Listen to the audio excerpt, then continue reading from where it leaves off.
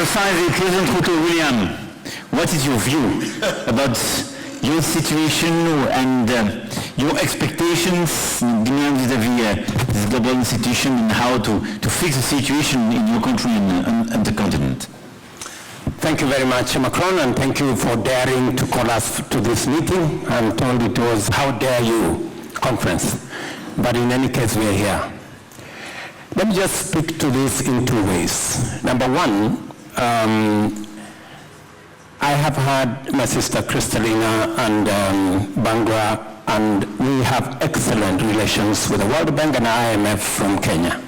And these people have been incredibly of assistance, and we sincerely appreciate. But I am also aware that both Kristalina and Bangura have a job to do, and they have people they report to, called shareholders. And they don't have the final word. The final word rests with somebody else. And that is why we are almost all of us speaking the same language, because we seem to be on the same corner. There are people who are not sitting here, yet they call the shots. Now, we have a situation, and let me speak from the perspective of Kenya, our continent in Africa, and the global south.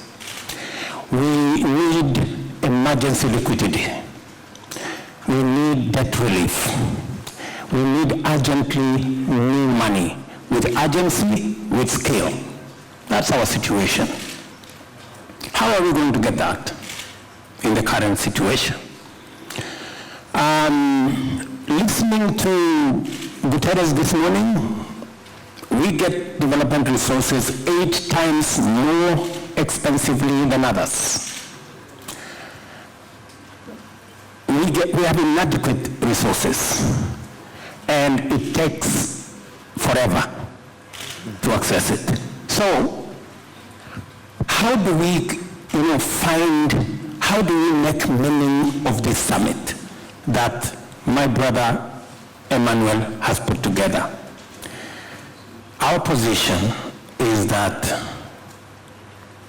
if you want to get debt relief, emergency liquidity, and new money together, let us live here having agreed on one thing, that,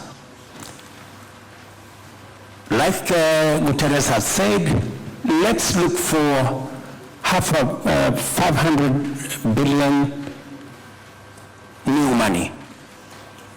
But if we are going to distribute it the way we did SDR, we will end up with nothing. SDR, we ended up with $33 billion in our continent of 1.2 billion people. Europe, with 450 million people, ended up with 5 times what we got. You heard it this morning, not from me, from the UN Secretary General, that we got 13 times less as Africans as compared to Europeans, because the whole architecture, and by the way, it was fair by the architecture, the current architecture of the financial system. But it is grossly unfair when you are looking at fairness. So, what are we saying? Our position, good people, is we do the following. Let us agree that the money we are supposed to pay for the next 10 years as repayment of debt, let us convert it into a new loan that is 50-year loan with 20-year grace period, so that you don't have a problem with your AAA rating. You can continue to have the AAA rating, but you don't have a problem with your shareholders because you haven't given away any money. You've just changed the structure, and we get both liquidity, we get it urgently, and we can develop our countries.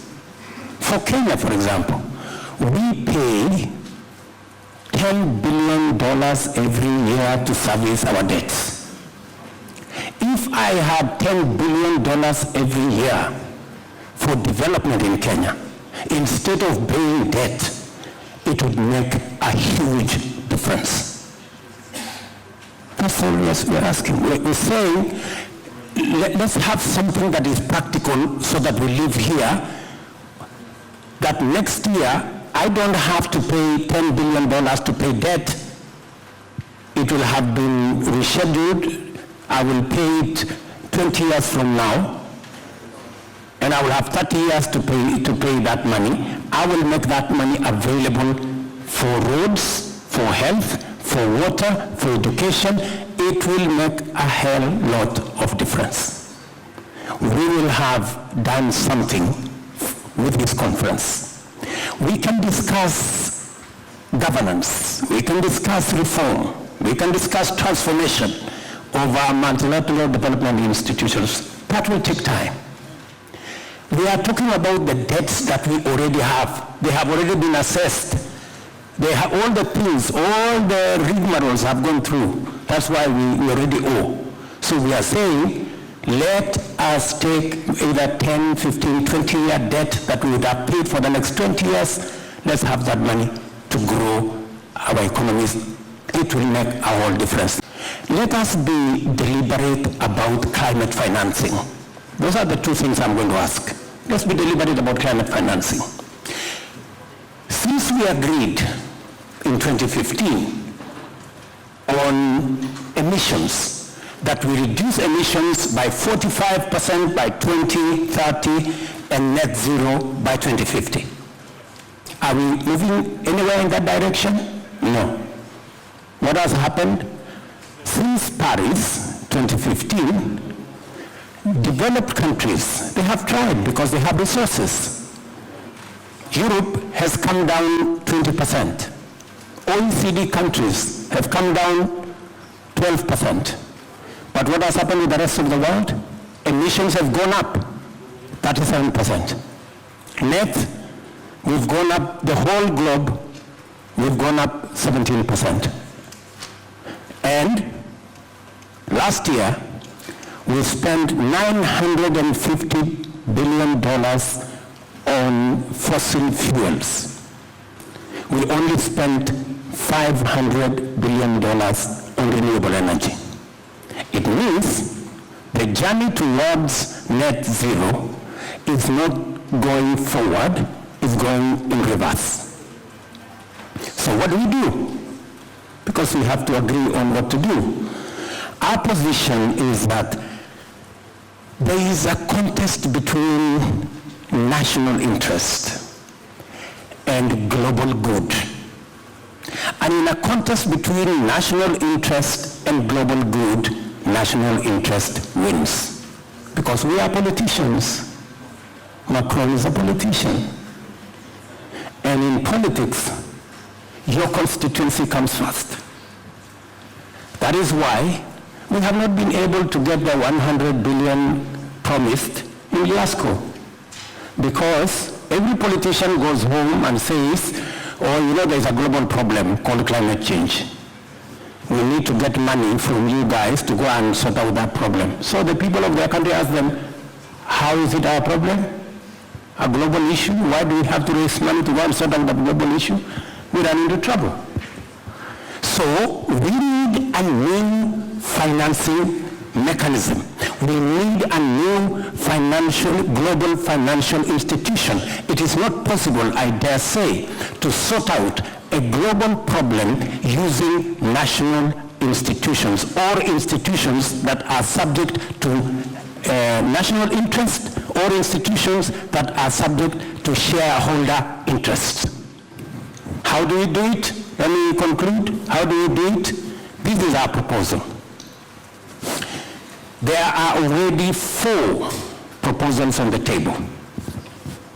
My good sister here from the IMF and others have said we should explore the possibility of carbon price floor, right? They've said let's make a proposal.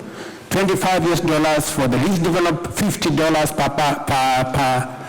per ton on carbon, and 75.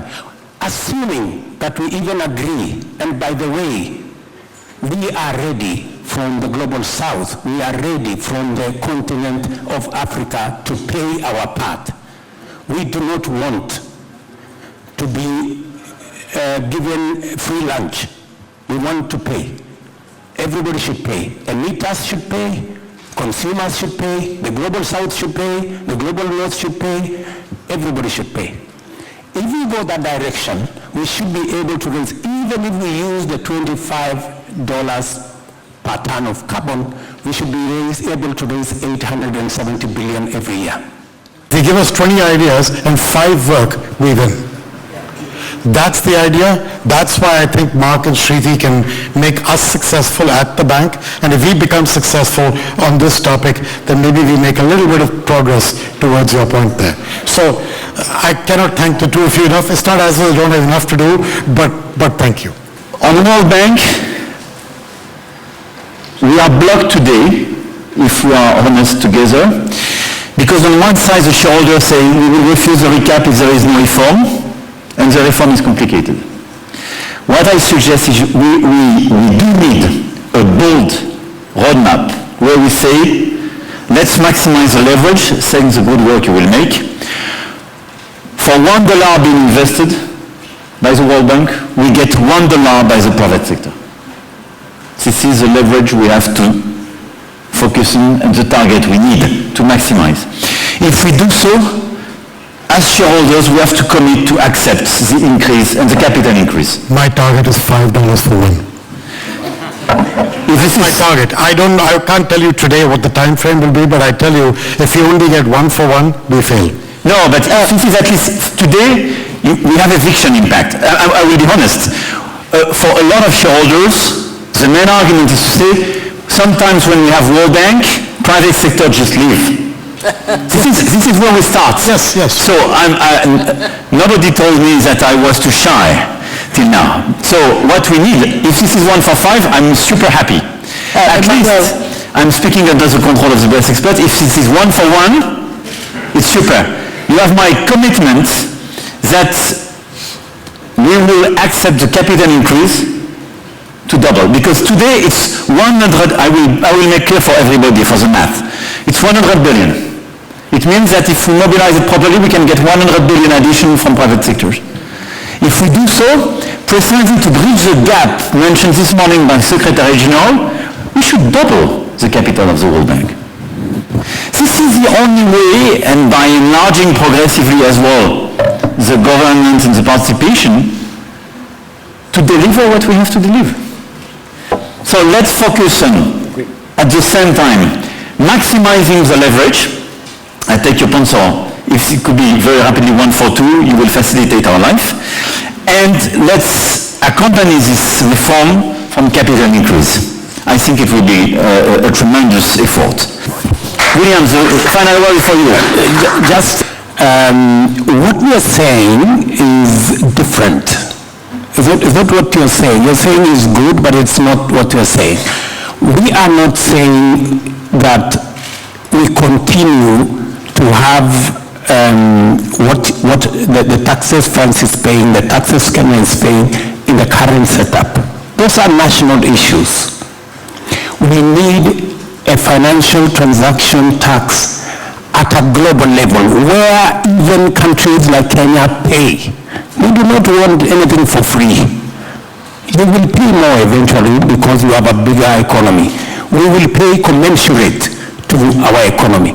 And we want those resources controlled not by IMF and World Bank. Because IMF and World Bank, you have the final say. We don't have no say. We want another organization of equals, where you have as much say because you pay, as much as we do because we also pay. That's the organization we are looking for. And that is why we are saying we need a new financial architecture, where governance, where power is not on the hands of a few people.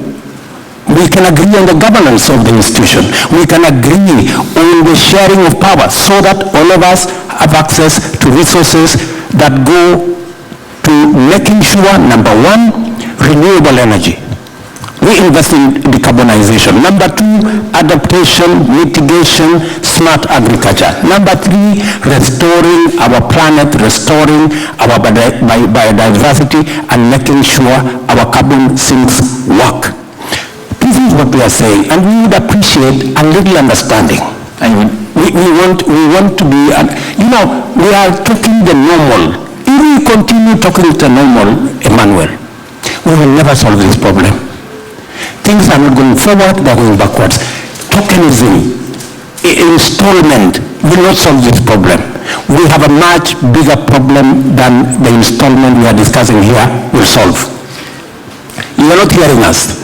I will, if I may, I will answer you in 2 words to conclude. No, but and let me just finish one more. When Ajay was saying 1 to 5 or 1 to 1, who is 1 and who is 5? Private sector versus who is 1 and who is 5? $5 private sector mobilization for every dollar of money that comes in. 5 for private. Surely, Ajay. How do you persuade the private sector to bring their money for public good? Private sector is driven by profit, my friend. I mean, unless you persuade me otherwise. So we're going to run out of time, but there's a whole conversation to be had about what money goes into adaptation versus what goes into mitigation, which part of it the private sector is ready to go for. we did a lot of work together 2 years ago with this big push for Africa. We issued 650 billion SDRs, and we took the commitment to reallocate 100. One of the points we have to clarify during these 2 days is where we are, and I would be very curious to see from you where exactly we are in terms of commitments and real commitments, not subject to authorization of blah, blah, blah, blah, blah, blah. And how many vehicles and contracts did we negotiate, and with which countries, and how much can we envisage? This first is a critical one. Second, IDA is obviously a critical vehicle. We reinvested a lot. How do you see this one, and how can we do much more? Third, how can we have a better coordination between IMF and World Bank and maximize synergies and demultiply synergies? And my last remark would be about private sector. I mean, the two leverage we can have. We have a first leverage with regional banks. Where do we stand? How to maximize it? Because we can multiply by 4 to 5. And the second leverage is with private sector, and I want to insist on that. In 2021, we launched this Alliance for Private Entrepreneurship. We had several very important meetings in Africa, but where do we stand and how can we do much more? Mark will be here at the end of this session to as well mobilize the private sector with you, but this is a critical point. So I will do the math, honestly speaking. We have the structures, we have to reform the structures, we have to much more expose our balance sheet, we have much more expose our public finance, but we have to maximize the leverage because at the end of the day, Nick and Emma made very good speeches. I mean, we have to reach the targets. And it's not the case today, exactly. I don't want to be longer as this introduction means the floor is used, and thank you once again to the Gates Foundation for being here.